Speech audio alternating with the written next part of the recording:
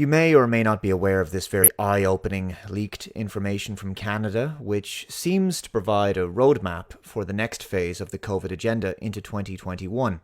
I haven't personally been able to verify the authenticity of this information. Nevertheless, the reason I'm going to cover it today is because at least some of it is certainly plausible given the trajectory we appear to be heading in globally, and given what we know about the UN Agenda 21, 2030 and the World Economic Forum's Great Reset plans.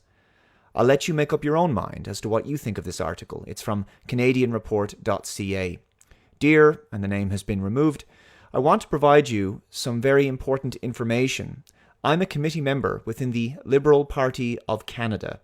I sit within several committee groups, but the information I am providing is originating from the Strategic Planning Committee, which is steered by the PMO.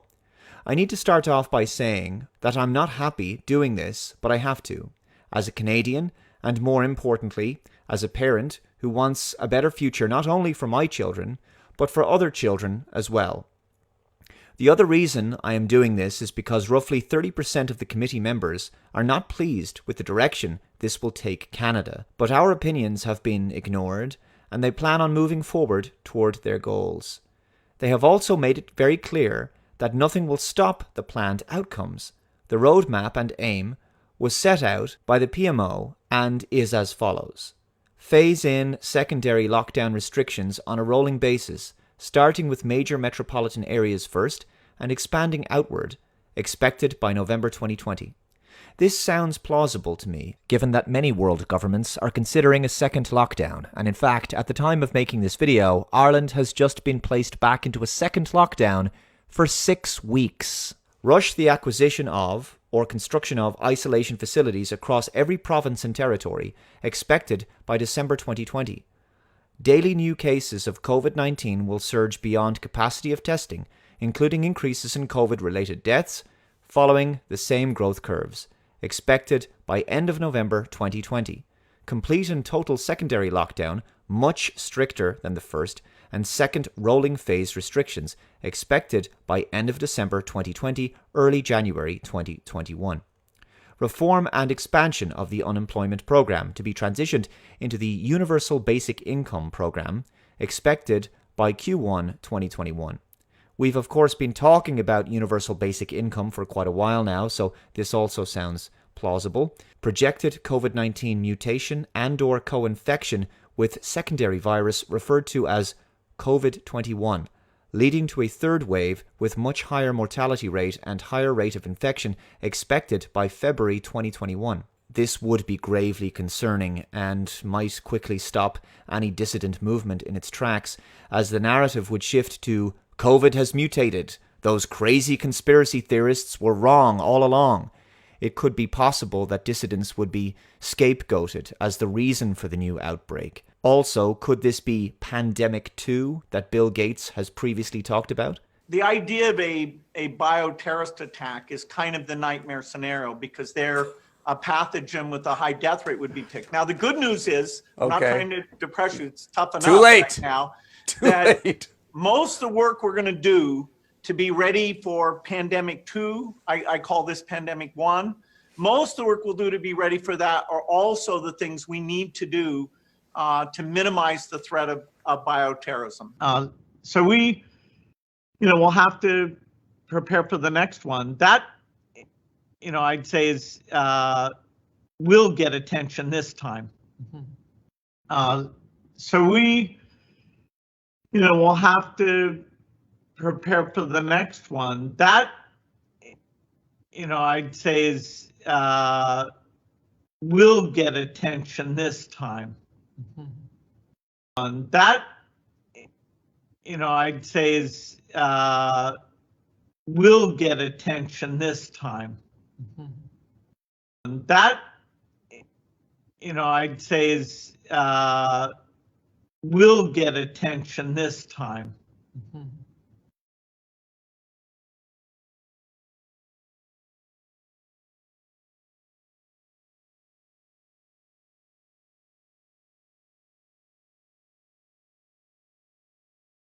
That will get attention this time. It's incredible that he could say that and not be challenged on it. What do you mean by that, Bill? Do you know something that we don't? How do you know what viruses are coming next? And why are you smiling about this?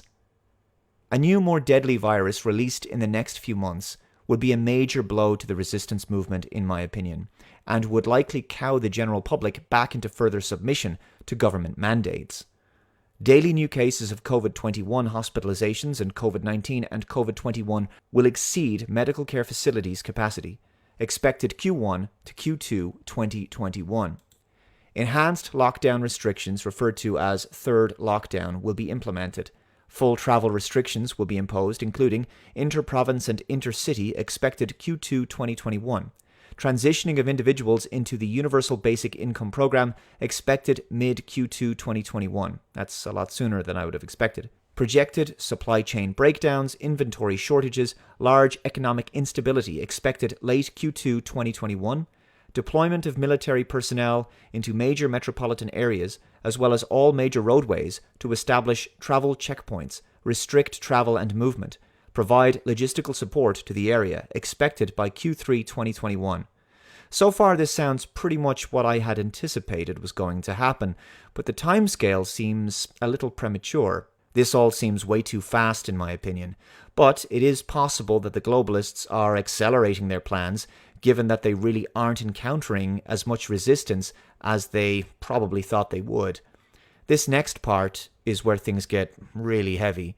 Along with that provided roadmap, the Strategic Planning Committee was asked to design an effective way of transitioning Canadians to meet an unprecedented economic endeavour, one that would change the face of Canada and forever alter the lives of Canadians. What we were told was that in order to offset what was essentially an economic collapse on an international scale, that the federal government was going to offer Canadians a total debt relief. This is how it works. The federal government will offer to eliminate all personal debts, mortgages, loans, credit cards, etc., which all funding will be provided to Canada by the IMF under what will become known as the World Debt Reset Program. In exchange for acceptance of this total debt forgiveness, the individual would forfeit ownership of any and all property and assets forever. The individual would also have to agree to partake in the COVID-19 and COVID-21 vaccination schedule, which would provide the individual with unrestricted travel and unrestricted living, even under a full lockdown, through the use of photo identification referred to as Canada's Health Pass. This is basically what we've suspected all along, although I did not anticipate an individual debt forgiveness program. We've known about health passports like COVID Pass, Common Pass, and the Health Passport Ireland for some time now. We've also known that they have wanted to introduce a world where we couldn't travel, work, go to the shops without being involved in a digital beast system. Essentially, it's join the population control network or get left behind, become a pariah, cut off from basic services and cut off from the ability to buy food or have a job or any kind of life, really. You'll be on the fringes of society. No vaccine passport, no life, basically. Gaining access to public buildings, shops, businesses, public transport will require a person to be vaccinated and to display their vaccine status using the app on their phone upon entry into the premises. This means the end of privacy and freedom, and the face masks were the first mandate that served as a slow grooming process of the general public. Bribing people with debt forgiveness would make sense given that we know the IMF has offered bribes to other nations to impose lockdowns and tighter controls, Belarus, of course, being a nation that rejected such an offer. I could imagine here in Ireland that by the first quarter of 2021, it's likely that most small to medium businesses on the high street and around the country will be completely shuttered permanently, which of course was the point of lockdowns and restrictions to begin with, to make them unworkable, to destroy all SMEs and force 99% of people into poverty and state dependence on welfare. The government will then transition from welfare to universal basic income, which essentially makes everyone in the country a kind of employee of the government. And then the government can determine whether you get paid or not based on your level of compliance with their authority. The universal basic income will likely be incorporated eventually into a cashless society. We'll be told cash has to be phased out in order to stop the spread of COVID. We're already starting to see more and more businesses no longer accepting cash. The globalists have wanted a cashless society for decades. That's not a secret. I've covered this story over the past couple of years. Apparently, COVID sticks to banknotes and coins, but not to things like bank cards, paper receipts, and newspapers. The fact that Joe Normie can't see this blatantly obvious agenda just goes to show that the public school system must be designed to reduce intelligence. With a cashless society, your bank account gets reduced to little more than a kind of PayPal account. Many of you probably know what it's like to get suspended on social media for posting something edgy or critical of the dominant mainstream narrative. Now apply the same kinds of super sensitive, politically biased terms of service and community guidelines of a major social network like Twitter or Facebook to your bank. Imagine your bank suspending you for several days because you said something they didn't like on social media or at a political protest, or because the social credit surveillance state detected that you broke the lockdown restrictions or didn't wear a face mask in public. They may even suspend you permanently. Whatever the reason might be, your funds could be suspended. Access to your money could be temporarily cut off for a few days in order to pressure you into compliance and prevent further dissent. So I'll continue with the article. Committee members asked who would become the owner of the forfeited properties and assets in that scenario, and what would happen to lenders or financial institutions. We were simply told the World Debt Reset Program will handle all of the details. Several committee members also questioned what would happen to individuals if they refused to participate in the World Debt Reset Program, or the Health Pass, or the vaccination schedule. And the answer we got was very troubling. Essentially, we were told it was our duty to make sure we came up with a plan to ensure that would never happen. We were told it was in the individual's best interest to participate. Wow, that sounds very ominous. When several committee members pushed relentlessly to get an answer, we were told that those who refused would first live under the lockdown restrictions indefinitely, and that over a short period of time, as more Canadians transitioned into the debt forgiveness program, the ones who refused to participate would be deemed a public safety risk and would be relocated into isolation facilities. Once in those facilities, they would be given two options: participate in the debt forgiveness program and be released, or stay indefinitely in the isolation facility under the classification of a serious public health risk and have their assets seized. Sound like concentration camps or gulags to me. As it currently stands, it is very unlikely, in my view, that the public would consent to a total loss of private property rights, unless, of course, the economic crash leads to staggering, devastating levels of global poverty and is coupled with the possible threat of starvation due to the breakdown in international supply chains. Many countries, including my own, can't really feed their populations without global supply chains. It is, however, inevitable that private property would be another major target of this agenda. After all, communists always want to take away private property rights. Remember that World Economic Forum article from 2016? Welcome to 2030. I own nothing, have no privacy, and life has never been better. This article is in the category of global agenda and the fourth industrial revolution, and it basically gives a glimpse into what looks like a dystopian outcome of the Agenda 2030 Sustainable Development Goals plan. In this future, people don't own their homes.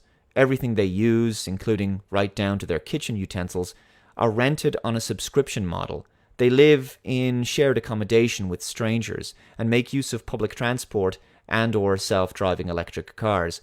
They are unable to venture outside of the city limits to the countryside, as these areas are deemed off-limits to human beings in order to maintain biodiversity and the natural environment, etc. The cities are all smart and maintained with mass surveillance. No one has any real freedom. Their towns and cities are also in compliance with the green agenda, streets are pedestrianised, and traffic congestion is non-existent, just as the lockdowns were designed to achieve. As we know by now, COVID, of course, was a smokescreen for pushing this green agenda. Anyway, by crashing the economy, making it so that people are unable to work, unable to pay their bills, loans, mortgages, and may in fact lose their homes, desperation may set in. This, of course, is another Hegelian dialectic: create a major economic problem, a major collapse, generate mass panic, and then offer an economic solution with onerous terms and conditions and caveats. You'll be permitted to keep the roof over your head and to eat food, so long as the roof over your head belongs to the globalist banksters, and so long as you accept life as cattle in a digitally connected farm where you have no bodily sovereignty, vaccinated, tracked, monitored, and controlled. Would people be willing to trade freedom and property rights for basic survival in a technocratic future? The destruction of all SMEs via lockdowns and unworkable social distancing policies has always been about eliminating the economic independence of the middle class and driving everyone down into poverty where they can be controlled. Also, by making those businesses unworkable, it massively drives down property prices, and then all of those buildings and units on the high street can be bought up for pennies on the dime. This has always been a massive wealth transfer. Only massive global corporations that are already on side with the New World Order will survive, and they will enjoy a significant monopoly, especially in an increasingly digital online age. The article continues. So, as you can imagine, after hearing all of this, it turned into quite the heated discussion and escalated beyond anything I've ever witnessed before. In the end, it was implied by the PMO that the whole agenda will move forward no matter who agrees with it or not. That it won't just be Canada, but in fact all nations will have similar roadmaps and agendas. That we need to take advantage of the situations before us to promote change on a grander scale for the betterment of everyone. The members who were opposed and ones who brought up key issues that would arise from such a thing were completely ignored. Our opinions and concerns were ignored. We were simply told to just do it.